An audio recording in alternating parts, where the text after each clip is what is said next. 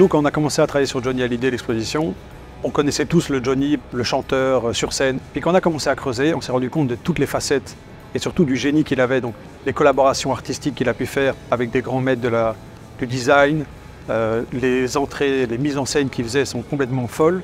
Rien que le cinéma, c'était en soi un acteur de génie. Mais comme il était plus connu chanteur, on a presque un peu oublié l'acteur.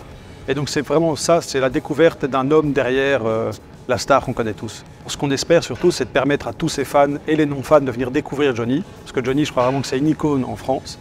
Et Paris, c'est le lieu idéal, notamment ici à Paris Expo, Port de Versailles.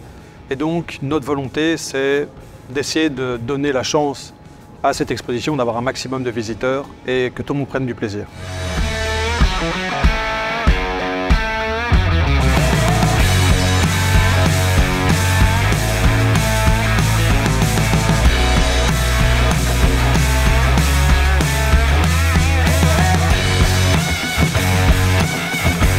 Cette exposition, c'est un peu le clou de l'année 2023 qui a été extrêmement forte en termes d'activité, grand public, entertainment, exposition.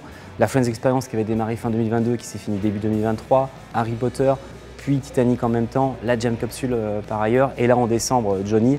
Cet été, on a eu quasiment 1 million de visiteurs rien que sur les expositions. On termine avec une nouvelle exposition qui va courir sur la moitié de 2024. C'est une belle perspective et c'est un beau finish.